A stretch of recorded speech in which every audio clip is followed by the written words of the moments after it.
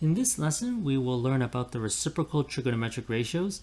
Some people actually call them the secondary trigonometric ratios, which makes sense because the first three ratios you learned, which are called the primary trigonometric ratios, sine, cosine, and tan. So if you're going to learn another set, we're going to call them, well, how about we call them the secondary trigonometric ratios? But as you will see when we learn the definitions of the next three ratios, that it also makes sense to call them the reciprocal trigonometric ratios. So you know what? Let's jump into the definitions of the three ratios that we're going to learn about.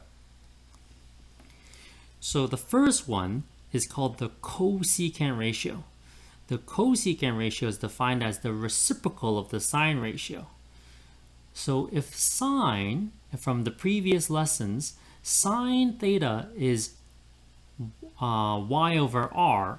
If sine theta is equal to y over r, then cosecant theta is equal to r over y, because reciprocal of y over r is r over y.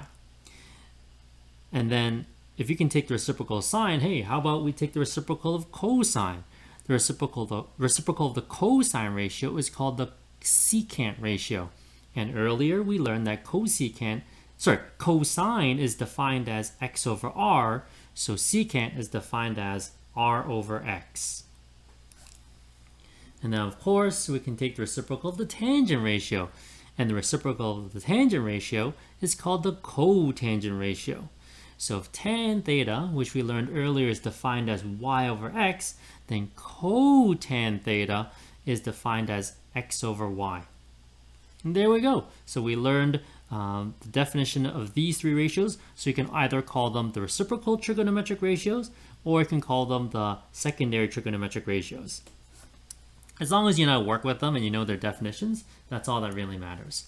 Okay, so what we're going to do is evaluate to 3 decimal places. So I can, well, hopefully you know to evaluate like sine of 50 degrees and cosine of 17, or however many degrees. But now we want to work with cosecant, secant, and cotan. Wait a minute. So if you look at your calculator, you don't have a secant, or cotan button. So how do I find sine 40 degrees? Well, luckily, we know that cosecant is the reciprocal of sine. Okay, so since we don't have a cosecant button, we need to take advantage of the sine button to help us out. So 1 over sine 40 degrees. I don't have a cosecant button, but I most certainly have a sine button. And since cosecant is reciprocal of sine, I just need to know what sine 40 degrees is and take the reciprocal. Sine 40, boom. So 3 decimal places, 1.556. Okay, I don't have a secant button. No problem. I know that secant is the reciprocal of cosine. So 1 over secant 124 degrees is going to be 1 over cos of 124 degrees. And by the way, 124 is in the second quadrant, so I don't know the answer, but it's going to be negative. Okay, this is going to be negative, and then take the reciprocal. So we're looking at about negative 1.788. And lastly, I don't have a cotan button, but don't worry. I have a tan button on my calculator. So using the primary trigonometric ratios, we can evaluate the reciprocal trigonometric ratios. So tan 153 degrees, take the reciprocal. And does it make sense to be negative? Absolutely. Because 153 is in the second quadrant where tan is negative. And if tan is negative, cotan is negative. All right, there we go. Okay, now we have question 2 here. The point A, 3 negative 7 lies on the terminal arm. So wait a minute, this question is exactly like what we did earlier, but instead of asking for just the primary trigonometric ratios, they're asking for all 6 trig ratios. So sine, cosine, tan, cosecant, secant, cotan. All right, but we have the same problem as before. You have x and y, but you don't have r, so how about we solve for r? So r.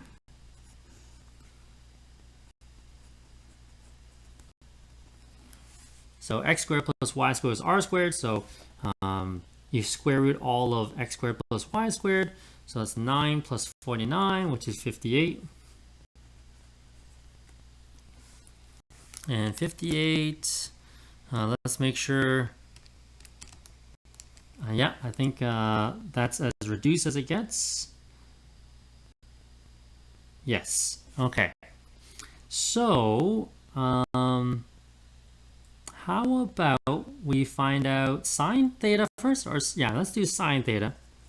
We have to do all 6 anyways. So let's do sine theta first.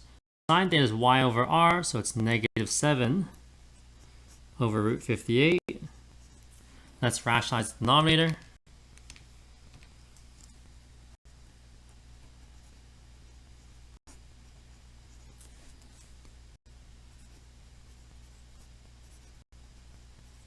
All right. So the good news is that once you have sine theta, cosecant theta is very straightforward. If sine theta is negative 7 root 50 over root 58, then cosecant theta must be negative root 58 over 7, right? Cos theta is equal to x over r, so it's going to be 3 over root 58.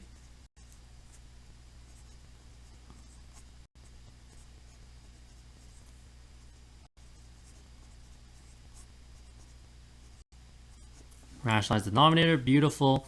And if I know cos theta, secant theta is very straightforward. It's just root 58 over 3. How about tan theta? Tan theta is y over x, so it's negative 7 over 3, and which means cotan theta is negative 3 over 7. There you go, all 6 trigonometric ratios. Now, one thing we should study is that of the 6 ratios, 4 of them are negative. And you know what? That makes perfect sense because point A, which is 3, negative 7, that's in the 4th quadrant. So it's perfect. Cosine is positive and secant is positive. Everything else is negative. That makes perfect sense based on what we learned earlier in the cast rule. So you know what? This looks good. I'm feeling pretty good about the answer. All right, let's keep going. So example 3 is very, very similar to what we did before. You're solving for the angle given the ratio. So I'm just looking ahead. You have A, B, C, and D. You know what? I don't think we need the calculator for this because all these ratios are our friends. Okay, so cosecant theta equals root 2. Well, you know what? If cosecant theta is equal to root 2, then sine theta is 1 over root 2, right? Because reciprocal of cosecant is sine. All right, we're looking at which 2 quadrants? Yes, quadrant 1 or quadrant 2, right? That's where sine is positive. So theta equals 1 over root 2. That's the one we should memorize, 45 degrees. But if you're in quadrant 2, then it's going to be 180 degrees minus the reference angle, which is 45 degrees. So there we go, 135 degrees. So sine 45 degrees will give me 1 over 2, which means cosecant 45 degrees will be root 2. And similar logic, you can check with 135 degrees as well. All right, let's keep going. Cotan theta. So if cotan theta is negative root 3 over 3, then tan theta will be negative root 3, right? Because the reciprocal of root 3 over 3 is root 3. All right, so now we're looking at negative ratio. So where is tan negative?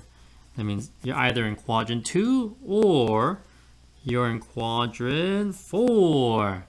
If you're in quadrant 2, it's going to be 180 degrees minus the reference angle. Okay, if you're having a hard time, you can go back and try to draw the diagram, something like that.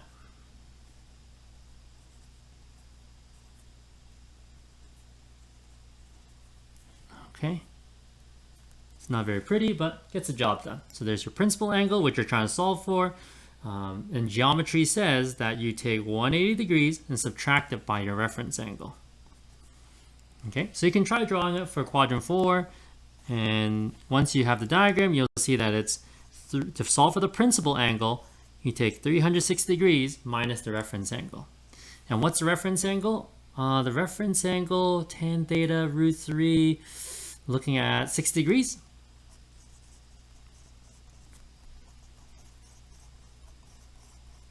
So theta is either 120 degrees or 300 degrees.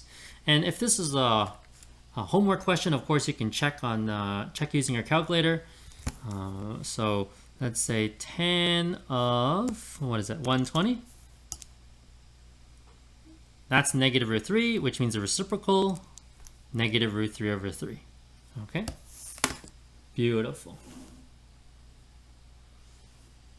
All right, secant theta, all right, 2 root 3 over 3, which means cos theta, because reciprocal of secant is cosine. That means we're looking at, hold on, that's going to be root 3 over 2. Because reciprocal of 2 root 3 over 3 is root 3 over 2. You know what, if you can't see that, maybe that's not as apparent, because this is one of the first times you've seen this. Okay, so what we're going to do is rationalize denominator.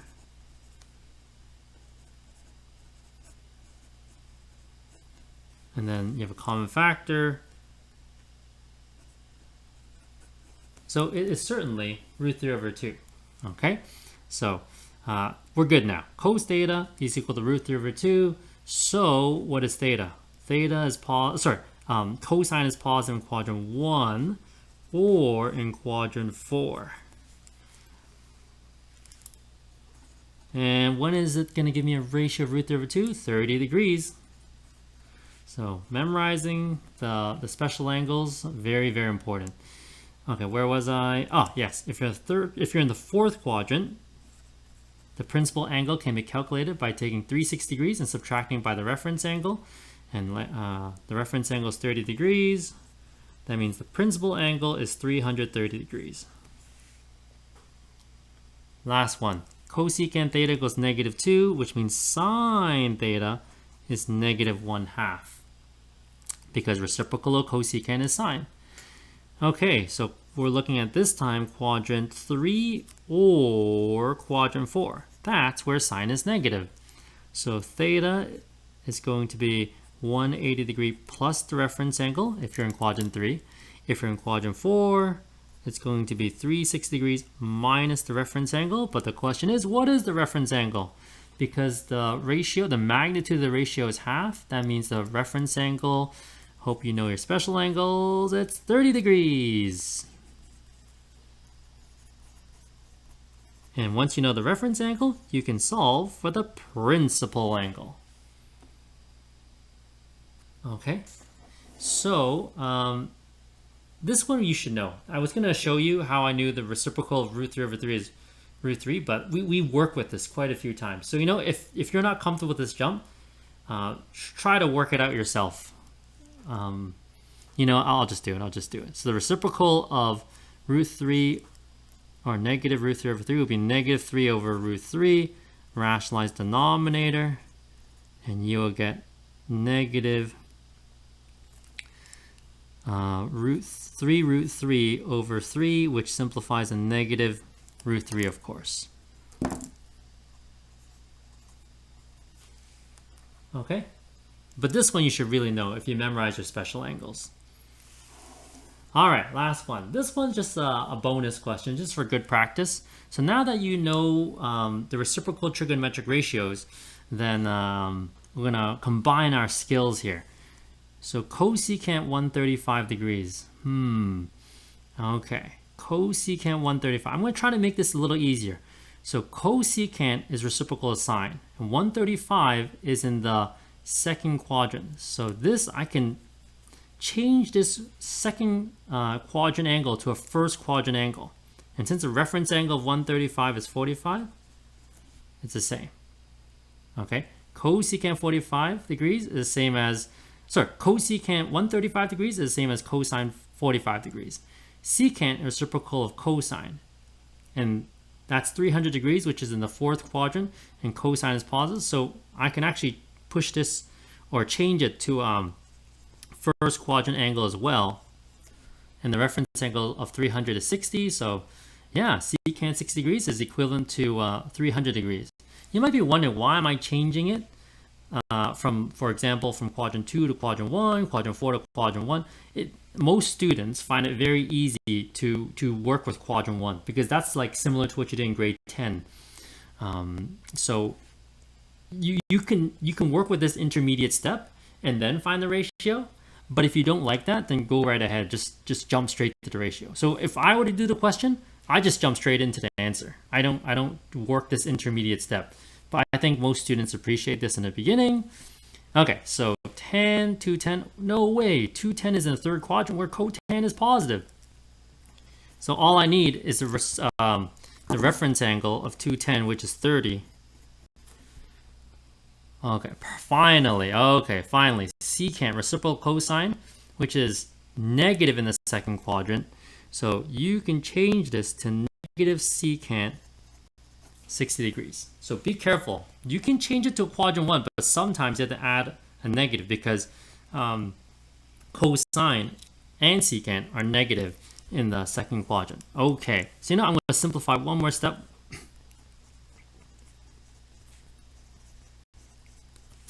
Negative is positive. So I feel like it's really hard to make a mistake now because everything's in quadrant 1. So sine 45 is 1 over root 2. So we're going to say reciprocal is root 2. Let's put brackets here. Secant 60, so that's cosine 60 degrees. Cosine 60 is half. Reciprocal is 2. Cotan 30 degrees is 1. So it's tan 30 degrees, 1 over root 3. Reciprocal is just root 3. Secant 60, so we're looking at cosine 60, which once again, these are the same, which is 2. Well, it's 1/2, but then take reciprocal is 2. So we're looking at 2 root 2 plus 2 root 3. If you had a calculator, you can easily check your answer. So this could take some work. So 1 over sine 135. And then 1 divided by cos 300 minus 1 divided by tan 210 times, 1 divided by cos 120. Okay, so hopefully, let's cross our fingers, 2 root 2 plus 2 root 3. Hey, perfect. Okay, so that's the lesson for reciprocal trigonometric ratios.